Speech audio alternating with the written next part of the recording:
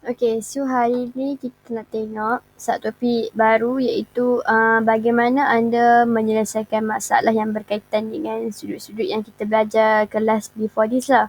Okay, so cuba tengok kat sini.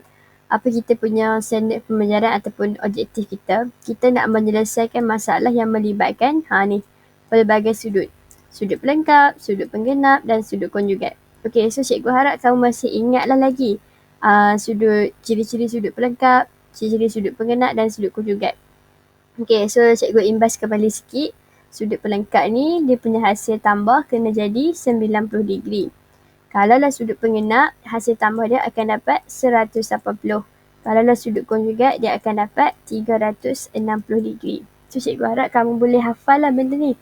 Okay, sebab soalan ni macam penting juga. Okay, so cuba tengok kat sini. Contoh 1. Dalam rajah di sebelah, P dan 54 ialah sudut pelengkap. Nampak tak ni? Kamu jumpa kan? P dan 54. Cuba tengok P dekat mana. So, P dan 54 ni. Ni yang merah ni ialah sudut pelengkap. Okay, so sudut pelengkap ni kamu tahulah. Makna kata dia 90 degree. Makna kata nanti P dan 54 ni, hasil tambah kedua-dua ni akan membawa hasil kepada 90 degree sebab dia sudut pelengkap. Okay, dan kita tengok ni. Warna hijau lah. Diberi P dan Q ialah sudut penggenap. Okey, sudut penggenap ni apa? Sudut penggenap ni ialah 180. Makna kata hasil tambah kedua-dua sudut nanti akan membawa kepada jawapan dia 180 degree. Okey, cuba tengok P dan Q. Ni nampak tak ni? P dan Q yang cikgu bulat ni. Okey, so P dan Q ni hasil tambah kedua-dua ni akan bawa kepada sudut penggenap. Okey, so kalau kamu tengok secara logik pun nampak tak? Kamu akan dapat satu garis lurus kat sini kan. So garis lurus ni ialah 180. Okay. So kita tengok yang kuning pula. Dan sudut konjugat. Sudut konjugat ni apa? Sudut konjugat ni ialah 360. Maksudnya kata hasil tambah kedua-dua sudut nanti akan membawa jawapan kepada 360 degree. So cuba tengok dia bagi tahu R ialah 260. Okay, so sudut konjugat bagi R ialah 260. So mana R? Okay, so R dekat sini kan? Ni, R dekat sini. So, tapi dia kata sudut konjugat. So, nanti kita kena buatlah R tambah dengan 260.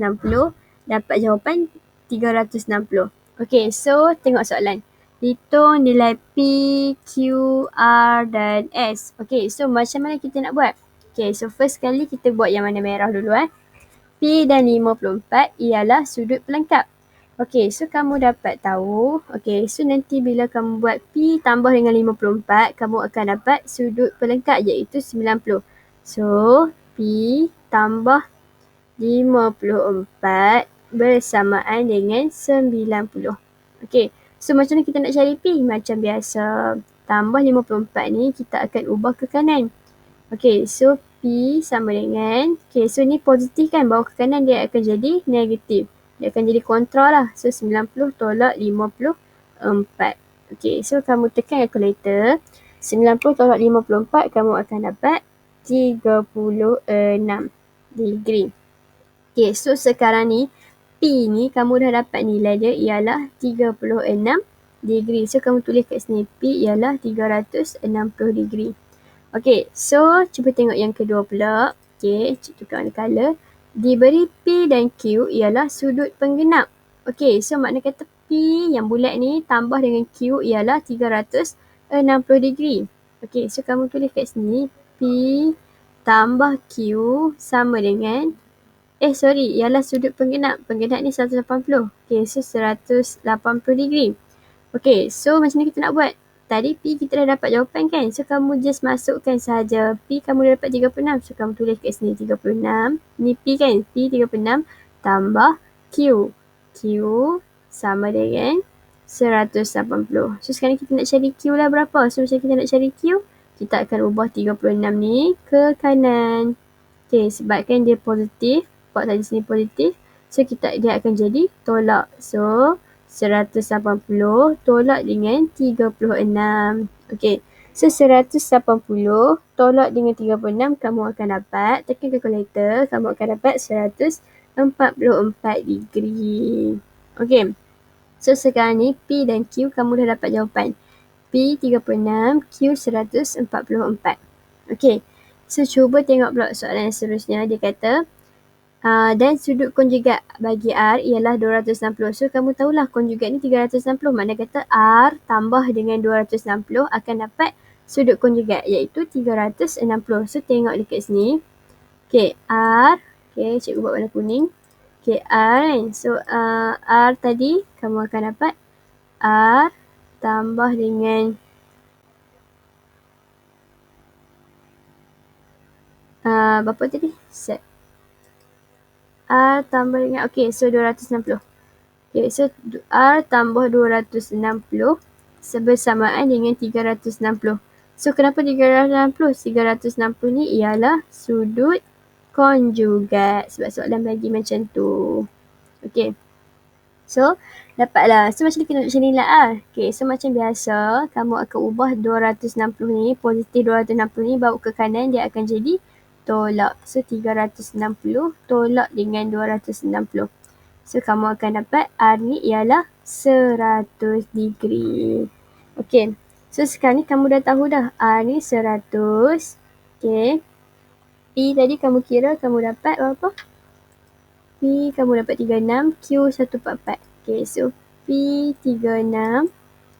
Okay. Q 144. Okay, so macam mana kita nak cari nilai S kat sini? Nampak tak? S ni ada kecil je kat sini. Okay, so macam kita nak cari nilai S? Okay, so kamu tahu kan? Sudut putaran lengkap ialah 360. So, daripada sini sampailah dekat sini. Okay. Ataupun kamu boleh buat juga. Daripada S ni sampailah dekat S balik. Akan dapat satu sudut putaran lengkap. Okay, so sudut putaran lengkap. Sudut putaran lengkap. Okey, so sudut putaran lengkap ni bersamaan dengan 360. Okey, so macam mana kita nak buat?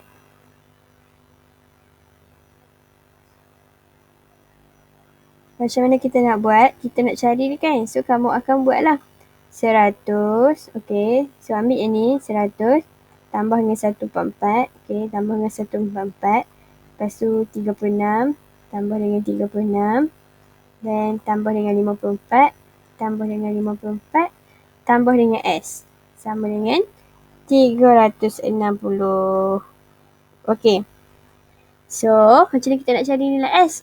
Kamu akan tambah semua ni dahulu. Okey.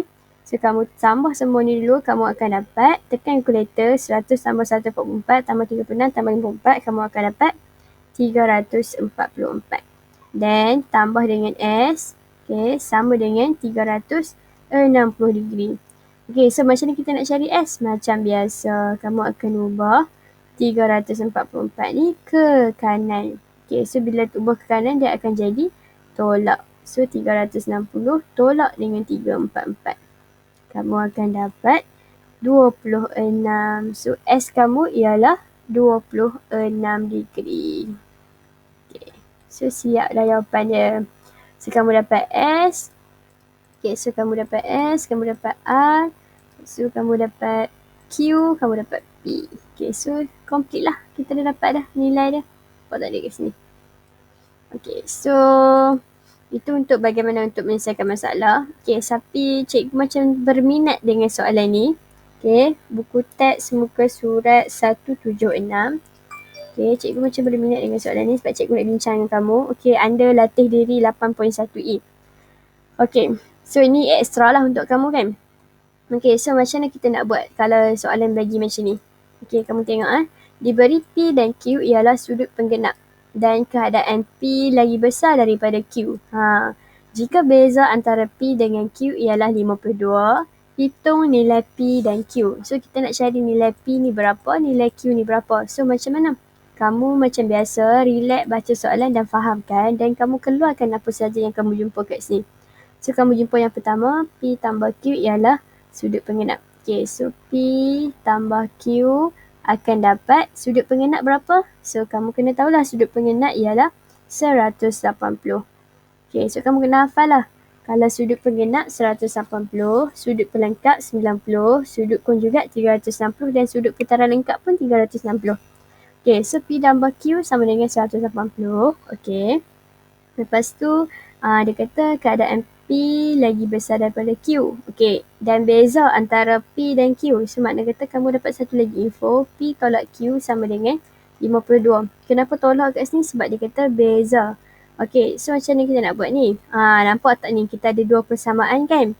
So, kita akan selesaikan sama ada kaedah penggantian atau kaedah penghapusan. So, pilihlah mana yang kamu nak guna. So, sekarang ni cikgu nampak kaedah hapus lagi senang lah kan? Kaedah hapus. Sebab kita dah dapat dah variable yang sama. Nampak tak? Dia tak ada perkali. Dia perkali dia semua satu. Satu. So, kita boleh buat kaedah hapus. So, kita nak hapus yang mana? Katakanlah cikgu nak hapus P. Okay, so cikgu hapuskan P. Macam kita nak buat. Cikgu nak hapuskan P. So, cikgu tolak je lah kan? Sebab kat sini positif. So, P tolak P dapat kosong nanti. So, tolak. Okay. So, P tolak P, kamu akan dapat kosong. Okay. Q tolak Q. Sini hati-hati Q tolak Q. Okay. So, kamu akan dapat Q tolak jadi tambah kan kat sini. Sebab tolak darab dengan tolak dapat tambah. So, Q tambah Q. Kamu akan dapat 2Q. Okay, so dekat sini kamu akan dapat positif 2Q sama dengan, sebab tu cikgu letak kurungan kat sini. Kalau lah tolak, tolong letak kurungan sebab takut kamu confuse nanti. Okay, so 180 tolak dengan 52. Okay, so tekan kalkulator, 180 tolak 52. Kamu akan dapat 128. Okay, so 128. So kamu dapatlah kosong tambah 2Q bersamaan dengan 2Q sama dengan 128. So, macam mana kita nak cari Q? Macam biasa. Ini kan darab. 2 darab Q. So, bila kita nak cari Q saja, kita akan ubah dua ni. Maknanya kata kita akan bahagilah. Sebab ni darab. Lepas je palang equal, kita kena jadi bahagi. Macam tadi, kalau tolak akan ditambah. Tambah akan ditolak. So, kalau darab jadi bahagi jadi darab. Okay, so kamu akan dapat 128 bahagi dengan 2. Okay, so kamu dapat berapa? 128 bahagi dengan 2. So, kamu akan dapat 64. So, Q kamu ialah 64. Okay, so macam mana kita nak cari P? Kamu ambil equation yang pertama pun tak apa, yang kedua pun tak apa, tak ada masalah. Okay, so kamu just gantikan sahaja. Okay, so katalah cikgu ambil daripada from 1 kan. Okay, so from 1 sub ataupun gantikan Q sama dengan 64. Okay, so P tambah Q sama dengan 180. Okay, sorry, 180 saja. Okay, so Q ni 64 kan. So, dekat mana ada Q, tolong tambah Q. Tolong gantikan dengan nilai 64. So, P tambah 64 sama dengan 180. Okay, so macam ni kita nak cari nilai P? Kita akan ambil tambah 64 ni, tolak. Kita akan bawa ke kanan, dia akan jadi tolak lah. Sebab ni positif, bawa ke kanan dia akan jadi negatif. So, P sama dengan 180 tolak 64. Maka, P kamu dapat berapa? 180 tolak 64. Dapat 116. Okay. So, kamu dapat P, kamu dapat Q. Okay, dan kita kena check sebab dia bagi kat kita condition dekat kita, nampak tadi bagi keadaan kita P lagi besar daripada Q. Okay, so betul tak kamu dapat P 116 lagi besar daripada 64. Okay, so kamu dapat P lagi besar daripada Q. Dan kamu tulis kat sini 116 kan P 116 lagi besar daripada Q 64. Okay, so betul lah. So kita dah check. So kita check dengan keadaan dia bagi dan kita dah cari nilai dia. So betul lah. So inilah penyelesaian dia. So inilah lebih kurang macam untuk subtopik ni lah. Bagaimana anda menyelesaikan masalah yang berkaitan dengan sudut. So kita dah tackle untuk soalan ni. Okay, so subtopik ni kita dah habis. Nanti kita sambung lagi dengan subtopik baru. Okay, thank you semua.